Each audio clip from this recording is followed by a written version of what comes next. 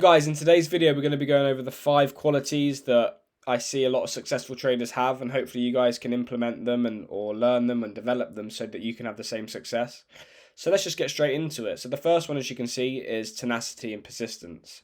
So back in 2017 when I started, wasn't an easy process whatsoever. You're going through phases where I started with a £500 account, so I knew I wasn't going to make much money. And as you can see here, this image, £13.35 I made on that trade. So that I was risking 1% of my account, so £5 per trade, so just under 3%.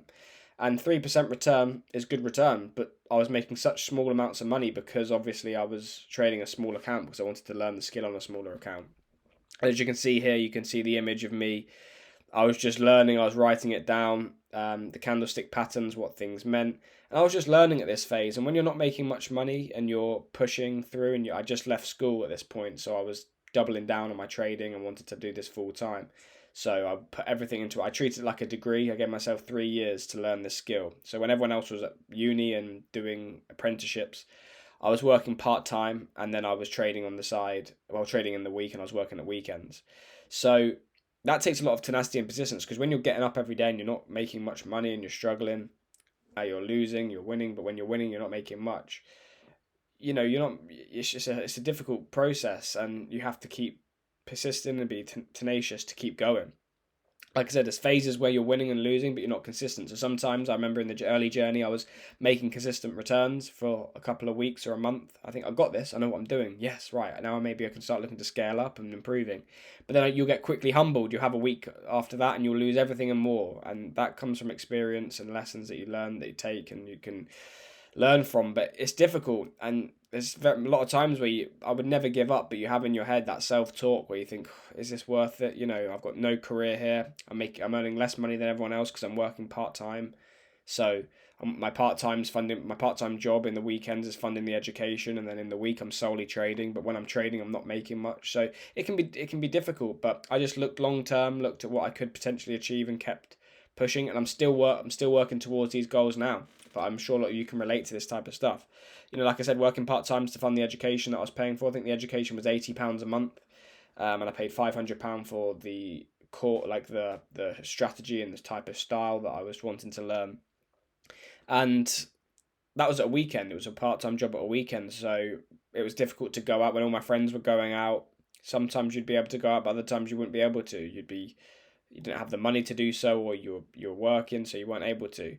So that's the number one trait. If you're going to be successful, you're going to have to be tenacious. You're going to have to keep persisting when times are tough. And like I said, starting off 2017 to now, I'm still pushing. I'm still improving. I'm still trying to get to where I want to go, which is why I like documenting it on this channel. The next one's discipline. Without discipline, you're going to struggle to be successful in any business, and let alone trading, because trading is extremely tough. I was getting up at 6 a.m.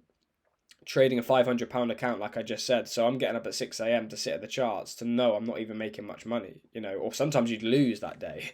So not only have I got up early and put the work in, I'm losing. I'm sitting at the desk and I'm still losing. And that's a difficult process for a lot of people to mentally handle, because you're tired, you're getting up, and for what? Most people struggle to do that when they go to a job, but at least you're getting guaranteed money, you're getting paid. And as you can see, this was from these 2 images. This was more recent. I knew what I was doing trading wise, but outside of trading, I wasn't as disciplined as what I knew I should be. Now, this isn't a game changer for everyone, but it was a game changer for me. I think I was 76 kg here, out of shape, and then now I was about 68 here, and I lost a bit of the fat and built some muscle. And it was more not the look of what you've changed. That just shows the discipline of going to the gym when I didn't want to go, and those, like practicing discipline outside of trading, eating clean, going to the gym, can make you more disciplined in trading. Those transferable skills by going to the gym or eating clean or doing whatever it may be for you. This is just what it was for me. By doing that and going to the gym and doing the things when you don't want to do it, it transfers into trading. Like when you have to stick to your trading plan, when you've missed a couple of trades that you saw went on to win, and then you took a few losses. So you're down on your account and you would have been up, and you see a trade and it's not exactly part of your trading plan, but you go and take the trade. That's not discipline. You have to stick to your plan. And it helped me because, like I said, by being disciplined outside of trading, I could use those skills and transfer it into trading, and it helped my results massively. And as you can see down here, £518 on that £500 account. This was 2017. I withdrew £17.25, which again isn't much, but to have it go into your bank account, it was a nice feeling to actually feel like, okay, I can. It made it realise that it was possible. I know it's only £17, but that could be 1,725 or 17,000. It made it real, and that's what really motivated me to continue and persist, like I said in the last slide, but also continue to be disciplined, because this is what's going to get me more money and achieve what I want to do. And like I said, doing everything you should be doing when you don't feel like it, like ASR, doing your advanced self-review, journaling, reviewing losing positions. I struggled with that. I didn't want to accept the loss. I didn't want to accept that I'd lost that trade. I wanted to make excuses. But no, I sat there and I reviewed the positions. I looked at what I could have done wrong. And sometimes no one likes to be wrong. No one likes to accept, like humans in general, don't like to be wrong and don't like to lose money. They're the two biggest fears we have. And in trading, you do that every day. So when you don't feel like reviewing the position and you try and talk yourself to get distracted, by being disciplined, it helped me stick to that. So that massively helped. Number 3, all successful traders will have a genuine strategy. Whatever that may be, there's hundreds of strategies out there, and it doesn't matter what type of strategy. A lot of people ask me, what strategy do you trade, or this, that, and the other. I found something that works for me and that I enjoy trading. I enjoy the style. But without a clear strategy, you're solely gambling. You're buying, selling, you don't know why you're doing it. You're just, you need to have clear mechanical rules. Entry, when you're entering, why you're entering. An exit plan, where you exit, where your target is, and then your management plan. If it doesn't reach your target, are you going to hold or are you going to exit at a certain point? You need to backtest that strategy, forward test it, and trade it live. Backtesting will give you confidence because you know that it's worked in the past. Doesn't mean it's going to work in the future, but it gives you confidence. If you made a fantastic return all last year trading that strategy, then it gives you confidence to go forward and go ahead with it. Forward test it on either a small live account or a demo account, or just to see if you can get consistent results live or in the live real-time markets, and then trade live. When you're ready, trade live. Again, only trade money you can afford to lose.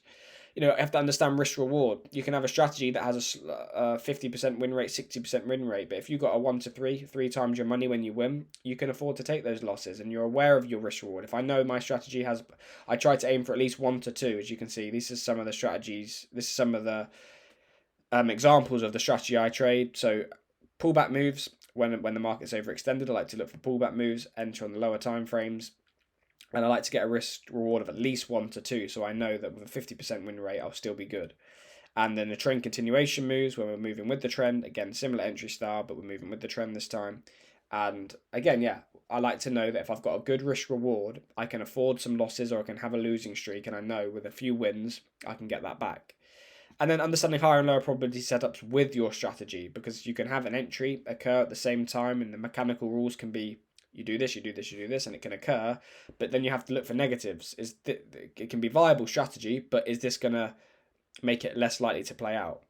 And strategies can evolve. They can be tweaked over time, but give it time to play out. Don't just strategy swap. I see that happen a lot. Most people, they have a few losses in a row, which is quite natural when trading. Even a 60% win rate strategy, you can have 4, 5, 6 losses in a row. They take 2, 3 losses. They think the strategy doesn't work. It does not going to make me money. I'm down on my account. They move to this cycle, this spiral of moving to this next holy grail strategy, which then you learn, you put all the time into learning it. You start doing, maybe have 1 or 2 good trades. You have a losing streak again, which is natural, and then they're back to square one. So you can evolve your strategy over time, but you need to give it time to play out. So trade at least 50, 60, 70 trades. Build up a journal and a portfolio of all the trades you took. Were they part of your plan? And allow it to play out. Allow the edge to play out.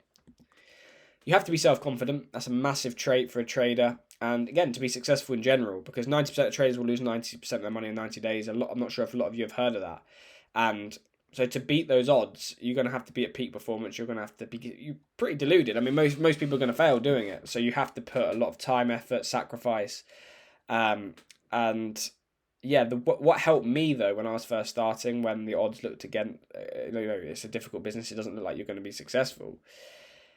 is I looked at people that were genuine and had what I wanted. So as you can see from this screenshot, I'm not sure now if it was legit, but at the time I remember this was screenshotted back in 2017 when I found it on my laptop, and I remember screenshotting this and it said balance withdrawal £187,000. And now I don't know if that is legit, but I remember at the time thinking, God, if that's legit and it says withdrawal, he's withdrew it to his bank, I withdrew my £17 or whatever I withdrew, then this business model is viable. However long it takes me to be successful, whether it's 10, 20, 30 years, if I can get a withdrawal like that, your life's going to change. So that motivated me, and as you can see, I was still making £12 on that trade, 2%, 2.5%. So that gave me confidence that it worked, and it was proof that this trading does work. Some people are making good money from it, so if they are, why can't I? And that's what gave me confidence. Also, confidence came from my output, the amount of work I was putting in outside of trading, inside of trading. I thought there's no way if I keep going like this, keep learning what I need to learn, being around the right people, why can't I do it? Again, I'm not sure how long it will take me. I'm still progressing now. Again, not claiming to be an expert or anything like that. I'm still progressing, like all of us are. But keep putting in the work, and we're young. I'm young, so I've got time to keep pushing, and do what it takes to get there. Also, focus on the process, not the outcome. That helped. That gives you confidence, because you can't always know or predict what the result of anything will be. Like going to the gym. If I start going to the gym, if I think, oh, in a week's time, if I don't see a visual image of how I look like a certain way, I'm going to stop. But that's wrong for me. Or trading, if I place this trade doesn't work and I lose, the strategy doesn't work. That's the wrong mentality. If you sit there and go, okay, I'm going to take the trades I know I should take, that's part of my plan, or I'm going to go to the gym and do the workouts that I know has worked, the workout plans work for other people, and they've got the physique that I like, I'm going to stick to that and do that for a year, and then I'll see. So focus on the process, not the outcome. Not the outcome of the result. Do the things you know that you should do, and the result will take care of itself. And yeah, confidence in strategy and decision long term despite the short term. Yeah, so you can have a strategy and you can have losses, losing periods, winning periods, but you've got to be confident in that strategy and confident that it'll work out long term. And like I said, that comes from understanding yourself, putting in the work, and also looking at people that have done it and thinking they're no different to you. They might have come from different backgrounds, but if you can get the knowledge they've got and the experience they've got, which will come with time, why can't you do it as well? And that's what helped drive me. And lastly, massively important, which people neglect because they want to make money. They think it's all about making money. But risk management. Most of trading is waiting, sitting on your hands. People say, oh, how many trades you took today or this month? Not many. Sometimes, in a week, you might take 2 or 3, maybe even less than that. Sometimes the best trade is no trade. If you're going to you need to wait for your edge to play out. And sometimes, most of the time, it's sitting there waiting for the opportunities. And then when that small percentage of time outcome happens, and you take that trade, because it gives you a setup, you trade, but you can't trade all the time. Again, another screenshot of just a £13, even the type of money I was making, not much of that at that point.